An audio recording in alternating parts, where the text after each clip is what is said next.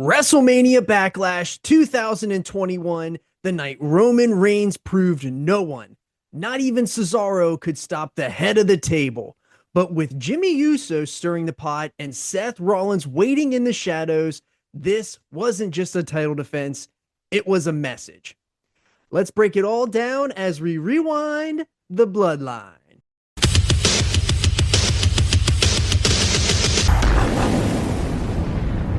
If you are new here, don't forget to acknowledge us. Make sure you go back and check out last week's episode and how we built to WrestleMania Backlash 2021. And if you want to go back a little bit further, you can see how we got here from WrestleMania with Roman smashing them, stacking them, and pinning them.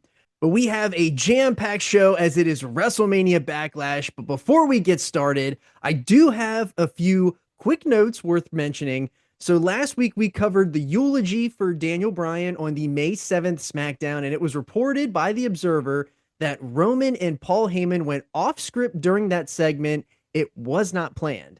Also of note, Paul Levesque, Triple H, is said to have more creative influence on SmackDown lately as Bruce Pritchard was out, and now they're starting to see the shift where Paul is taking more in charge of creative here. So we're kind of in a little bit of a new territory here on SmackDown. And as we move closer to getting back fans in the building, WWE is planning the Money in the Bank pay-per-view for July 18th as the first event with a live audience in some time. And there are also rumors out there that SummerSlam is going to be held at Allegiant Stadium in Las Vegas on August 22nd. So we are now inching closer to June. We are about a month and a half out from live crowds being back. So we're just inching closer and closer to the live crowds. The Thunderdome is almost a thing in the past. So let's get right into this WrestleMania Backlash. The show opens with a promo package voiced by Batista, of all people. And what a way to set the tone. And we don't really see anything Bloodline related for nearly an hour into the show. So before we get there, I have to call this out. Johnny Drip Drip, we mentioned him on night 2 of WrestleMania with The Miz, of course, but he walks into a room and he talks to the Lumberjacks before Miz's match with Damian Priest, and the room is full of zombies. I totally forgot this infamous zombie lumberjack match, but let me know in the comments if you blocked this out too, because I know that I did.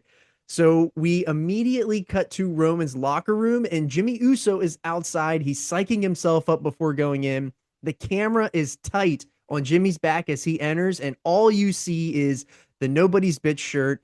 And he walks in, and instead of Roman sitting there, it's Jay. And Jimmy asks where Roman is, and Jay says his name should be on the door, and Jimmy snaps back with saying that it should read Jimmy and Jay Uso, tag team champions. And things get really tense here.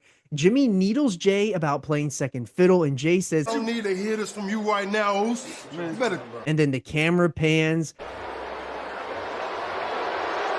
Roman walks in, and Jimmy says he's only here because he wanted to wish him luck, and then he leaves. We now have to cut to this zombie match because it is the semi-main event of this show. First of all, The Miz tears his ACL in this match, and he gets eaten by zombies. A bloodthirsty crowd, perhaps. I literally forgot that this happened, but we're moving on. Jay finds Jimmy backstage, and he confronts him over the locker room stunt. Jimmy hits back really hard here. He says that even if Jay is in Roman's corner tonight, Roman could still lose. And then he drops the line. The name on that locker room door right there should say Roman Reigns and his bitch. And I want to hear your take here. Is Jimmy speaking truth, or is he just trying to poke the bear that he can't handle yet? Are we going to see Jimmy versus Jay? It is now time. It is the main event. The hype package puts a major spotlight on Jimmy, making it feel like Jimmy's going to get involved with this match. So as I'm watching this package, I was thinking, oh my word, Jimmy's going to get involved here, and I'm ready for it, I guess. So Cesaro heads to the ring. Roman and Jay are backstage. Jay's hyping up Roman. Roman looks really irritated, and he asks, So let's talk about we. And then he says it. You sound like your brother right now. Maybe you should go find him. Roman walks out, and Jay is left stunned. So as Roman is approaching the ring, Cesaro starts with this really cocky smirk on his face. And as Roman gets closer and closer, you can see the intensity start building in Roman, and you can tell, you can see it on Cesaro's face that this is going to be a very serious bout. The bell rings, we get a heated collar and elbow tie up to start this match, and I was really excited for this matchup because Roman has been bullying smaller guys like Daniel Bryan. He can just use his brute force to get out of everything. And Cesaro can match Roman's strength. So let me know in the comments, who do you think is going to be more physically dominant in this match? Do you think it's going to be Roman, or do you think it's going to be Cesaro? My bet's going to be on the Tribal Chief, but I'm sure that Cesaro is going to give us a good fight here. So Roman tries to shoulder Cesaro down, but he gets floored by a shoulder tackle and rolls out. And this was an early reality check for Roman because he realizes he has to adapt or perish in this moment with Heyman on the outside. We go back into the ring, and Roman tries to assert his dominance with big shoulders in the corner and a heavy right hand. He whips Cesaro into the ropes, only for Cesaro to nail a springboard corkscrew uppercut. I feel like every week we're seeing this from Cesaro. It's like his big hope spot. When he hits it, he finally gets control. Cesaro goes for the swing, but Roman escapes, and he tosses Cesaro to the outside. Keep his championship. Meanwhile, wait a minute. And Cesaro lands awkwardly and tweaks his arm. So we have to keep an eye on that. It is critical to this match. So Roman slows this match down with a headlock. Cesaro tries to lift him, but Roman counters with a suplex. Cesaro breaks out and face washes Roman, who snaps. He starts mauling Cesaro with big shots, and he hits a Samoan drop for 2. Roman goes for the Superman punch, but Cesaro ducks. He pops him up for an uppercut, and Cesaro finally gets some momentum here. He goes for an uppercut spree. He only gets a 2 count out of that. Cesaro goes for the sharpshooter, but Roman is able to get to the ropes, and he rolls out. Cesaro then flies over the top rope with a corkscrew plancha and lands a huge uppercut into Roman, into the barricade on the outside. Cesaro gets back into the ring. He hits a crossbody on Roman for another 2 count. He tries to follow up Roman, but Roman boots him off the top rope, and that looked brutal. Roman then hits the drive-by, and he is smiling. They roll back into the ring. They go blow for blow in the center, and Roman targets Cesaro's injured arm, and now every move that Roman is doing here feels calculated to try to take away Cesaro's arm. Roman then hits a huge clothesline. Can he lift Reigns up? And he does! Superplex!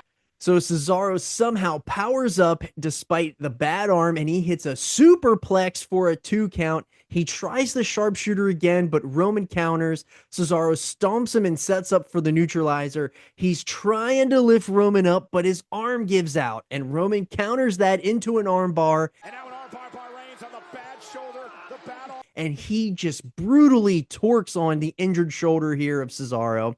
But somehow, Cesaro is able to get out of it, but Roman lands a Superman punch for a huge near fall here.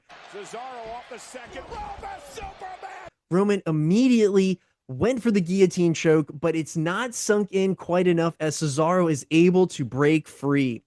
Cesaro tries for the sharpshooter one last time after a struggle, and he finally gets it locked in. Slipped through his arm, Cole.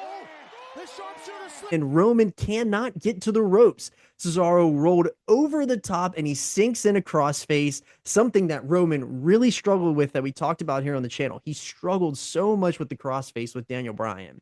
But Roman somehow scratches and claws his way to break the hands of Cesaro, and he starts hammering him with some ground and pound. Roman then sinks in the choke, and this time he gets it locked all the way in. Where's he getting this from? And Cesaro shows one last-ditch effort to break the hold with the powerbomb, but it doesn't work. Being cut from Cesaro. It's over.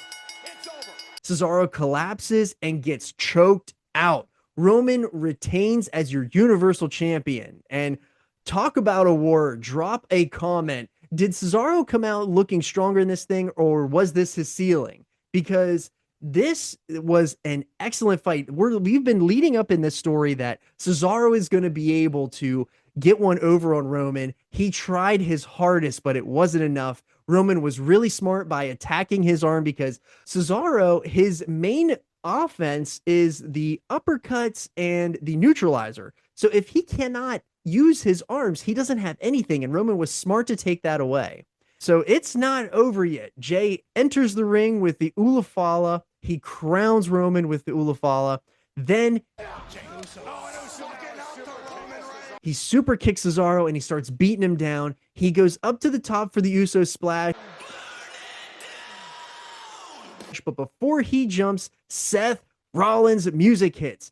Rollins makes his way to the ring. He goes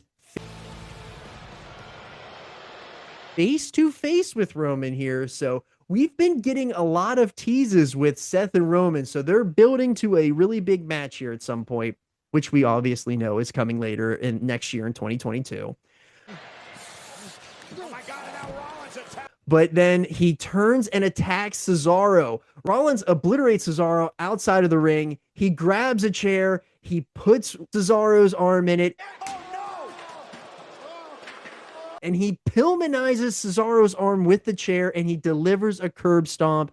Rollins makes his way up the ramp, and we fade to black. So Cesaro may have lost this match, but the real battle is just getting started within the Bloodline. We have not addressed Jimmy's pushback, and Jay is now kind of sort of caught in the middle here, even though he did crown Roman with the Ulafala. So his grip on power with Jay is kind of still there, but they're planting seeds of doubt with that remark that Roman made before coming out with a match that maybe you should go get your brother. And again, I just mentioned it. We can't sleep on Seth Rollins here. He has been lurking with a purpose. So this match also received Best Match of the Night by Observer readers. Dave gave this 4.25 stars. I have to agree with Dave on this one. I'm giving this one 4.25 stars. I don't think that it's quite as good as what we've seen, especially with WrestleMania. Honestly, I think that the Daniel Bryan being exiled from SmackDown match that we talked about 2 weeks ago here on the channel, I feel like that was better than this match, which is kind of underwhelming because they got a lot of time. This match was almost 30 minutes long. So